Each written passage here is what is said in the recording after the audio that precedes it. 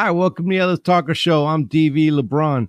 You know, my guest here has been part of fighting crime for the better part of his life, and a better part of it was spent in the DEA, and that's why I'm having him on to talk about fentanyl, the cartels, and everything, and how the whole drug game is going and how it's changed in this time. His name is Brian Townsend. How you doing, sir? Hey, I'm good. Thanks for having me here. Thank you so much for coming on. You know, I wanted to have you on because I like when I spoke with the congressman, when I've had him on, and I've had different politicians on, they talk about fentanyl and how it's affecting. And if you watch the news, if you breathe, you could see that there's like, I forget how many thousands of people overdosing on fentanyl every day. So it's a real crisis. It's a real problem that's hitting our streets. Kind of reminiscent. I'm old enough to remember when crack started hitting our streets. I was young, but I was there. I was there. So, but first, before we get into all that, I wanted to go ahead and have you introduce yourself and tell me a little bit about you. Yeah. Brian Townsend's my name.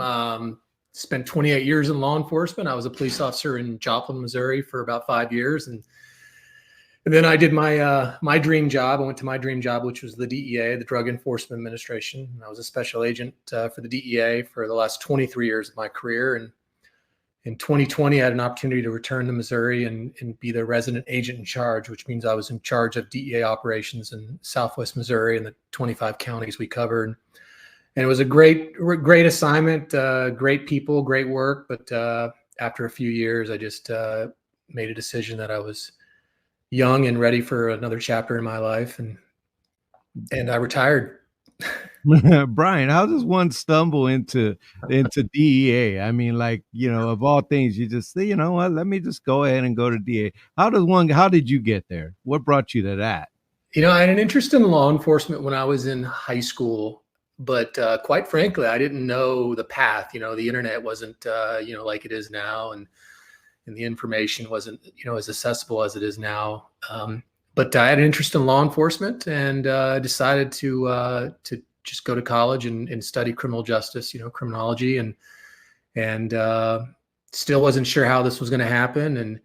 And someone suggested the police officer route, and I did a ride along with a local agency, and that night I was hooked. I'm like, yes, this is awesome, And so I did the job for about 5 years, and about 4 years in, I made the decision that I had enough time and experience to try for DEA, and contacted a recruiter and went through the hiring process. And about a little less than a year later, I was sitting in Quantico, Virginia at our academy, and the chapter started. That's pretty darn awesome. Now, what are you doing nowadays? So I retired a couple years ago, and I'm actually busier, if you can believe that. I started my own business, Eagle 6 Training, and we do speaking, consulting, and training. Yep, thank you for that. So I'm busy with that, and then I went to work for a risk center called MOCIC, the Mid-States Organized Crime Information Center. Their headquarters is in Springfield, Missouri, and I work for them as a law enforcement training coordinator. So I conduct training in the 9 states that we cover. And then on my own, I conduct training on the other 41 states. And then I also just recently started a nonprofit organization called Only 2MG. And we are dedicated to raising awareness of illicit drugs, specifically fentanyl. Because as you said earlier, it's definitely the drug that's changed everything. So let's get into that. When you became a DEA agent and they're putting you on your first assignments, what was the drug out there? What were they having you chase? Methamphetamine, which is still the most seized drug in the United States. But my first assignment out of DEA was Little Rock, Arkansas. And I remember when I got my badge at Quantico on graduation, the administrator, when he shook my hand, he could see that I was going to Little Rock, and he leaned in and he whispered, he goes, "You'll be working a lot of meth labs." And he was right. I definitely worked a lot of meth labs and a lot of methamphetamine traffickers early on. And that was absolutely the drug that we were working quite a bit, early on in my career. I mean, we did a lot of cocaine cases as well, and some heroin and even marijuana, but methamphetamine was definitely king in the state. How has the game changed as far as drugs from when you not just the potency, and we'll talk about that, but just in general, the whole business, how has that changed since when you started till now? How have you seen that move around? Yeah, I think the big thing is the cartels, the transnational criminal organizations have really took over. I mean, look at methamphetamine, for instance. When we were working meth labs, my goodness, I mean, there were multiple meth labs every single week, and we were just inundated with them.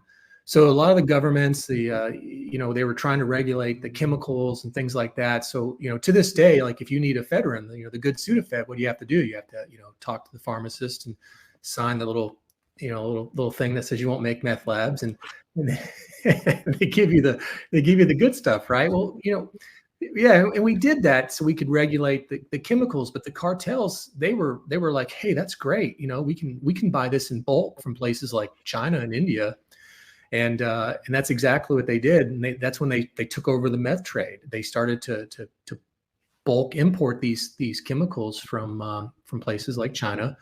And that's when we saw the super labs pop up, and they took over the meth business. And I remember early on, or actually I was down on the border from 2009 to 2016. I was in Corpus, and we worked along the border, and we were still paying about $21,000 a pound for meth. And right now it's $2,500 a pound. I mean, they've just took over the business, controlled the market, saturated the market. And so I think that's one of the big things. And so when fentanyl came around, it was a perfect storm for them. They were like, yeah, we've already written the playbook on this, and Right. I think that's the biggest thing, is just they've really eliminated a lot of their competition, and have really scaled, the trafficking. They knocked down the middleman. Now, 100%. how did you, and you know what, to just to talk more about that, I recently sat down on a panel with a congressional panel, a community board, and there was a sheriff there from one of the nearing counties to hear, and one of the prosecutors, or the DA, excuse me, and they were talking about how they don't find meth labs anymore. Those things, I mean, you're not finding those things anymore. It's just because it's just too cheap. It's coming over so much, it's too cheap. But Yeah. how is that? How is it different now from, and I don't know what our age bracket's got to be around the same since you retired before me, but how is it different now than, like, let's say from Pablo Escobar or Griselda bringing in stuff from Colombia? How is that different from the cartels and how they're doing it? I think the violence has certainly increased. The level of corruption has increased. They know how to infiltrate different systems, whether it's law enforcement, whether it's politics. And, when you're dealing with, especially Mexico, I mean, let's face it, the level of corruption and level of problems they have down there are incredible. And that's certainly something that we have to, mitigate, or at least acknowledge when we're working investigations that take us south of the border. I think that's the biggest. I mean, they've always had that control and that corruption, and and the ability to do a lot of things because of the money they're making. But now it's just a lot bigger. The scale is.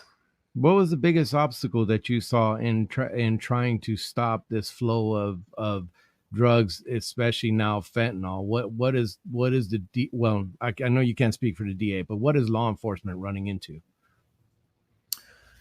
Well, it's a game of whack-a-mole on the laws. That's a big thing, and really it's just the volume, the sheer volume. I mean, fentanyl especially. I mean, now it's in pill form, and we see millions and millions and millions of pills, and it's just a fraction of what we're really getting. I mean, these things cost the cartels pennies to make. And you look at the seizure numbers, especially the last couple of years. I think we're up to 115 million pills seized, and we don't even know what percentage of that is. Because you look at all the pills that we don't seize, right? And I think that's a big change. Is just the sheer volume. They've just been able to dominate the market and really saturate the market and and and control pricing, everything. I mean, it's a Do you business to them. and you've seen how they flooded the market with meth. How is this different than them with this? Well, I know that fentanyl is a different drug, but how is it different in the way they're going about it with this fentanyl? Are they doing following the same playbook and just throwing it out there, or kind of just have they changed on the way that they're putting that out? No, they haven't. And they can increase production. They can produce this stuff. Like I said, it's pennies to make pills. So, and they've already developed the playbook. You know, they're very good at smuggling drugs into this country. And now they have another drug that is very, very inexpensive for them to produce. And they know that the profit margins are incredible once they get to the US. And so now, you know, with the established routes and all the logistics and everything they have to get drugs into the US, now they have another drug they can put in that mix. And they're making a lot of money on the fentanyl trafficking. I mean, it's, you know, we still seize a lot of methamphetamine, we still seize a lot of cocaine, but the fentanyl is. Do you think that getting, and I know that Mexico is sort of like a narco state, and you're not going to be able to make them do anything, unless you're costing them more money. But that said, like, does banning those chemicals from coming in to this hemisphere, does that help? Does that change the game? Yeah, I think there's some more we can do with that. I mean, the problem is you have a lot of bad actors and a lot of, even, they don't care what the law is, right? I mean, there's restrictions even in China on the fentanyl precursor chemicals, but they're going to find ways to get those to the cartels and to the people that are wanting to make this this dangerous drug. I'd love for us to go after the chemical companies more. And I know DEA has been, in the federal government and law enforcement in general, has been pretty aggressive on that, and a lot of good cases on that. I mean, that's certainly something that we should be doing more of, is targeting these organizations that are, that are selling chemicals. I mean, you realize you can go on Facebook or Instagram and buy these directly from the sources in China. I didn't know that. It's very bold how they advertise. They obviously, the folks with the bigger, deeper pockets are the cartels and the Sinaloa and the CJNG in particular, and and they're buying this stuff in just metric tons, shipping it over to Mexico, and like I said, they've taken over the lab business like they did with methamphetamine. But yeah, these chemical companies are pretty bold. They advertise online, and we definitely need to do more and shut those folks down. I know those cartels can be absolutely terrifying. They're ruthless in the way that they do things. When you were down there in working down on the southern end, and you were dealing with that more closely, what was your impression about what they're doing and how they're doing it, as far as drugs, bringing it here, and the violence that they're doing to bring it? They have no rules. They have no morals. They have no values. It's all about money. And we have those restrictions, which is a good thing. I can sleep at night knowing that, I follow the law and have ethics and have integrity, and they don't. And that's a big challenge when you're trying to go after these organizations. They're ruthless. They're violent. They're very good at what they do. I think we downplay a lot of this. This is a business to them, and this is a big moneymaker. And did you see it on our side of the border? Yes. Yeah, that gets downplayed quite a bit. I mean, most of the violence is obviously on the south side. It's usually for territory, but 100% saw it on this side of the border. Because what people don't realize is the drugs just don't come to the border and get thrown over and hope everything happens. I mean, they have to set up operations on the U.S. side as well. So, DEA releases information where you can look at the cartel control within the U.S. and, especially in the major cities. And the Sinaloa and the CJNG, I mean, they're really fighting for control of the U.S. market as well. And I mean, they'll work with motorcycle clubs and local gangs and other criminal organizations, but they also set up operations themselves on the north side of the border in the U.S. and they're very good. The logistics. I mean, they've been doing this for several decades now, and now they have a drug, like I said, that's cheaper to make. It's more potent. The profit margins are higher, and it's a game changer. So let's talk fentanyl, because we've been talking about the cartel aspect, the violent aspect. What is fentanyl, and I mean, why is it so deadly? It's a powerful synthetic opioid. It is deadly because it only takes a little bit. Only 2 milligrams is what we consider a lethal dose. It has to get into your system. It has to get through that mucous membrane, in your bloodstream, but only a little bit. I mean, only 2 milligrams is all it takes. And once it's in your system to kill you, obviously there's some factors there like your tolerance and the potency and things like that. But we've never had a drug this deadly in our drug supply. We have people that are dying from fentanyl first-time drug use, especially our young people. We've never had that before. I mean, it's very rare to hear that, someone died of drugs the first time they used them, if it not, excluding fentanyl. I mean, it's just very, very rare. But now you have a drug that's happening all the time. And like I said, especially the young people where they're experimenting with drugs or they're casually using drugs and they're unwittingly getting illicit fentanyl. We see it in our entire drug supply. We see it in our cocaine. We see it in our, if you can find heroin still, we see it in the heroin. We see it in methamphetamine. The pills, I mean, you might think you're getting a Percocet or an Oxy or Vicodin or Adderall or whatever. And more than likely you're getting some type of garbage substance or illicit fentanyl. And we've never had a drug like that in our drug supply. It is 100% changed the drug landscape of this country.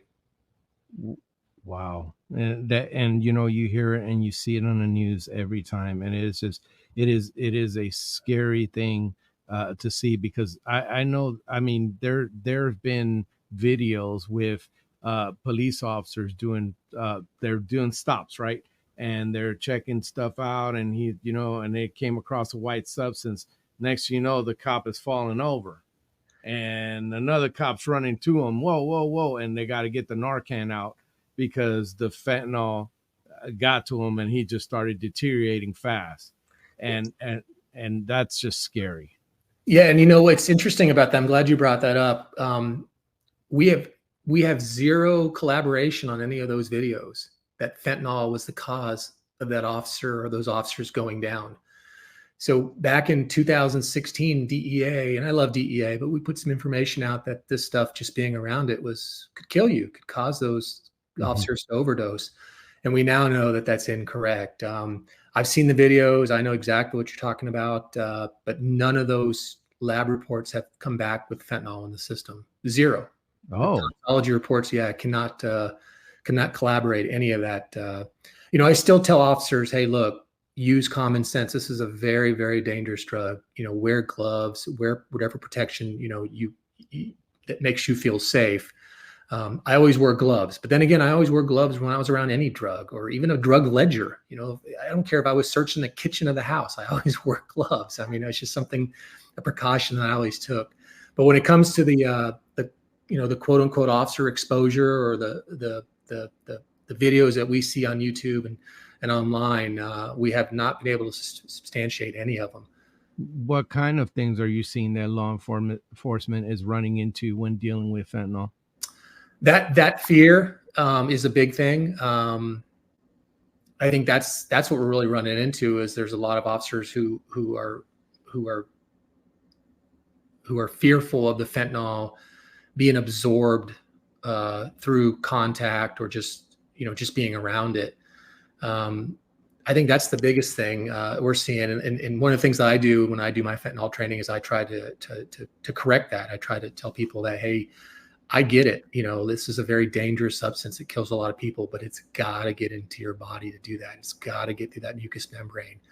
So I'm just trying to correct a lot of misinformation and a lot of, myths and and information that's out there, because, I believed it too when I first heard it, and I've seen the videos, and it scared the heck out of me. I was in Quantico back in 2016, and I thought, oh my goodness, I'm gonna go back out into the field and I'm gonna die. Yeah. But that's just the case. Yeah. What's the biggest misconceptions that you see surrounding fentanyl, since this is what you train on? Yeah. So just being around it, touching it, inhaling it. Those are the two, touching it and inhaling it. Do I recommend inhaling it and touching fentanyl? No, of course not.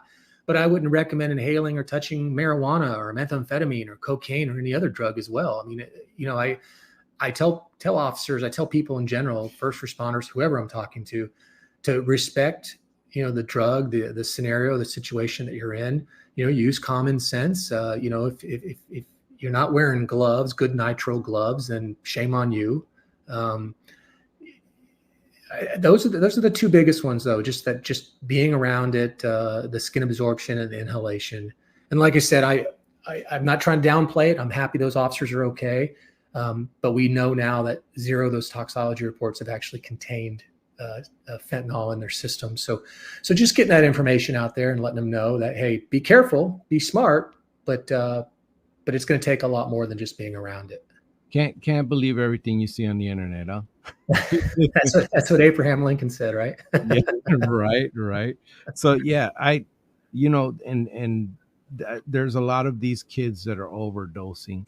In my community, there is becoming a problem with fentanyl. Law enforcement is starting to see more of it.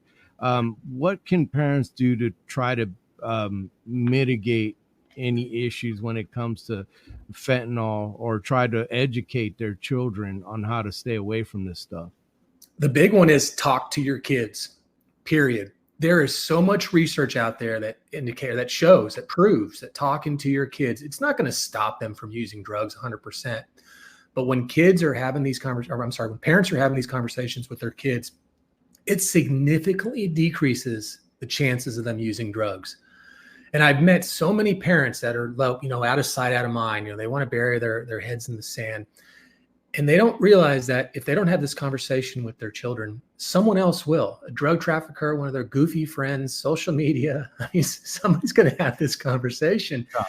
And it's interesting because you can look at a lot of surveys. I was looking at one a couple of weeks ago where, they asked parents, hey, are you talking to your kids? And they're like, oh, absolutely. Like 80% of the kids or parents are like, yeah, of course we do. We talk to our kids about drugs. And then they asked the kids of those same parents who responded so positively to the survey. And it was like 25, 30% were like, yeah, that's it. I mean, there's a huge disconnect between parents who are talking to kids, or at least saying they're talking to kids, and that's actually happening. And like I said, the research is so clear. I mean, it significantly reduces the chances of and the longer you can wait to use drugs out of adolescence, the more likely you are to not form some type of substance use disorder, some type of quote unquote addiction to a drug. I mean, every single study shows that. So we have to talk to children. It's that simple. I mean, and it's age appropriate. If you have a 6-year-old, talk like you talk about any other subject. If you have a 15-year-old, talk to him or her like you would any other subject at that age. But we have to have these conversations. There's a lot of resources out there. DEA has a lot of resources, a ton of nonprofit organizations, Song for Charlie. There's several organizations. Mine, only 2MG. I mean, we're trying to provide information that parents can use, and that's the biggest thing. And I got to tell you, it's frustrating because, early on I thought, man, I'm going to reach a lot of parents, and it is hard to reach parents. It really is. I had a friend of mine, retired DEA agent, said, hey, less than 1% of parents are going to show up, and I was like, whatever. I didn't believe it. And I remember the first time I was asked to come to a school for a parent night. It's embarrassing. I think I had 6 people in the entire room. Yeah. To give you another example, I won't tell you the school district, even though they were doing the right thing. They had several speakers. They had one on drugs, which was me, teen pregnancy, nutrition, online predators, you name it, bullying. I mean, they had a plethora of subjects that would help parents and students. And then they thought, we're going to offer 2 classes. We're going to offer one on a weekday, and then we're going to offer one on a weekend. And that way, if you're working or if you got a busy schedule, you'll have some opportunities. So they had all these speakers, and they had 2 different options to attend this. And you know how many folks showed up? 17. 17. You know how many folks showed up to the drug portion? 0. I mean, and that's the reality. This is a big school district. This is the reality of what's happened. Is we're not having these important conversations, and especially when it comes to fentanyl. I can't overplay this enough. This is a drug that has changed the drug landscape. It really has. This is a drug that is killing people first time drug use. So tell me, and that's what that's definitely because, I talked to my kids about drugs, just like now, I'm not saying that it deterred me, but my dad was very explicit about the drugs with me, but what it did do was it kept me away from the white stuff, but that's another story. And so I talked to when my kids were growing up, I talked to them as well. What is different now, and how should a parent approach fentanyl to keep their children alive? Statistically speaking, if you try drugs in your life, you're probably an adolescent. And that hasn't changed. Your parents, your grandparents, that hasn't changed. But what has changed is our kids now have a drug in the drug supply that we didn't have. And now they have a drug that kills you the first time you use it. There is no, fentanyl, illicit fentanyl doesn't have an odor. It doesn't have a smell. So you might think you're ordering a Percocet or an Adderall or a Xanax, or you might think you're even getting methamphetamine or heroin or cocaine. But the chances of you getting illicit fentanyl are greater and greater and greater. I mean, the pills alone, when DEA tests the pills, 7 out of 10 pills contain at least 2 milligrams of fentanyl. 2 milligrams is a lethal dose. So do the math here for a minute. 7 out of 10 is 70%. You have a greater chance of winning Russian roulette with a 6-cylinder handgun than you do getting a good pill. And that's the big thing parents need to realize, is that when they talk to their children is this is a game changer. This is a drug we've never had. And it's hard for us to understand that because, we didn't deal with this when we were teenagers, when we were experimenting and things like that. Mm-hmm. But now they do. Now they have a drug that's much, much different, and it unwittingly kills a lot of people. I know so many families I've met, friends who have lost children from first time drug use, casual drug use, experimental drug use.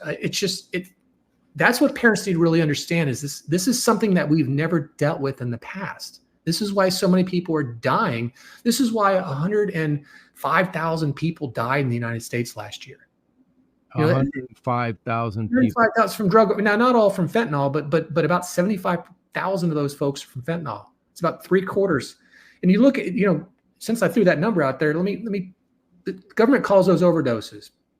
Okay, I call them drug poisonings. But if you look, the government's been capturing that data, the U.S. government, since 1968. And if you look at that data from 1968 to the year 2000, we lost just over 200,000 people to a quote unquote overdose. In the last 2 years alone, we've lost 200,000 people to overdoses. In last 2 years, we lose over 100,000 people a year to a drug overdose. And the big portion of that is because of illicit fentanyl. So parents, not just parents, really anyone who's listening, need to understand that why is 75% of those folks dying from this one drug? And again, it goes back to the fact that only a little bit can kill you, and this little bit has infiltrated our entire drug supply. And to give you, I know I keep on talking, real passionate about it. That's fine. No, I'm good. Yeah, that's good stuff. Think about a sugar packet. A sugar packet is about 1 gram. Okay, just one. I don't have one handy, but one sugar packet's 1 gram. So 1 gram is 1,000 milligrams. So if 2 milligrams is a deadly dose, that one sugar packet has enough to kill 500 people. 500 2 milligram deadly doses in one sugar packet. So 500 times 2 milligrams is 1,000, which is 1 gram, for the math on that. Yeah. So I always hold one sugar packet up, especially when I'm talking to kids. And sometimes I pour it into a vial and I pass it around. Now imagine when I sprinkle that into my pill press and I'm making, Xanax or Adderall or Oxys, or I put it in methamphetamine, or I put it in cocaine, or Like I said, if you can find heroin, I put it in heroin. I mean, I can kill 500 people with that one little package. We've never, ever, and I've said this a few times, I apologize for this, but we've never had this problem in the past. This is why it's such a big deal. This is why it's killing so many people. In what form is it mainly affecting our children? Like, is it those Xanax bars, or how is it affecting, like, getting to our kids the most? Through the pills, definitely pills the most. The big three are the oxys. They usually have M on one side, and there's a little line on the backside with a 30. The Adderall is a big one, and the Xanax. Those are the top three seized counterfeit pharmaceuticals in the United States. But we see, Percocet, hydrocodone. I mean, you name it. If there's a pill, there's a counterfeit. And if there's a counterfeit, statistically, there's a good chance that there's illicit fentanyl or some type of other garbage, methamphetamine or something else that's harmful to you. It's not the drug that you thought you were ordering. So yeah, I mean, the pills is definitely, and like I said, the cartels, it's pennies for them to make these pills. It really is. It's very, very inexpensive. But you can buy illicit fentanyl in powder form as well. But pills is typically how we see it moved, especially for younger people. Yeah. That's how it's running into kids. Oh yeah. What I noticed, and this was kind of a weird thing that I noticed in the street, is people who actually trust their drug dealer, that their drug dealer is actually giving them, hey, it's him. Of course, he's giving me, like, they're giving me top of the line hydrocodone, and where did your drug dealer get it from? And that's kind of the question that I asked when I had, I had somebody close to me. We were like, well, my drug dealer, they know where they get. No. And I bet you've seen that. I bet you've seen that trust in the drug dealer is something else. If you could tell parents one thing about fentanyl and keeping their kids about it, what is the one thing you would tell them? I would go back to the part where it only takes a little bit to kill you, that it's infiltrated the entire drug supply. If you're getting pills outside of a legitimate doctor or a legitimate pharmacy, then you are playing with your life, period. Well, this is the part, every guest that I have, I always give them the last word. So you can go ahead and tell them whatever you want, and the mic is yours. Yeah, I think I'd reiterate some of the things I said. I mean, this is a drug. Illicit fentanyl is a drug that we've never experienced, especially if you're an older listener. This is a drug that especially our young folks are dealing with, and like I said, it's infiltrated the entire drug supply, and it's scary. It's only a little bit can kill you. It's often unwittingly taken. There's no odor, there's no smell. Only a couple milligrams is a deadly dose, and if you're a parent, or even if you're not a parent, if you're someone that has the ability to talk to folks and spread awareness, then I would encourage you to do so. Arm yourself with good information and spread that awareness. Especially when I talk to kids, I don't tell them to say no to drugs. Do I want them to say no to drugs? Absolutely. Everybody always laughs when I say that. Hey, it worked for Nancy Reagan. I mean, exactly, right. So, but I tell people, look, just be educated. You're going to make a choice in life one day, and I'd rather you make an informed decision, and I hope it's no. I hope it's no to the drug or whatever that bad decision is.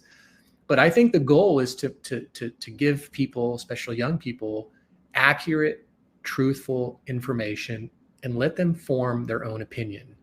Let them make their decisions based on having all the facts in front of them. And unless we have those conversations, they won't do it. Well, thanks again for coming on. And that's exactly why I had you on. I wanted to bring some awareness about this issue to my local community. I love getting out good information. That's what I do with this show. Can you stick around for a little bit after the show so I could talk to you real quick? Yeah, absolutely. Yeah. Thanks for having me on. Thank you.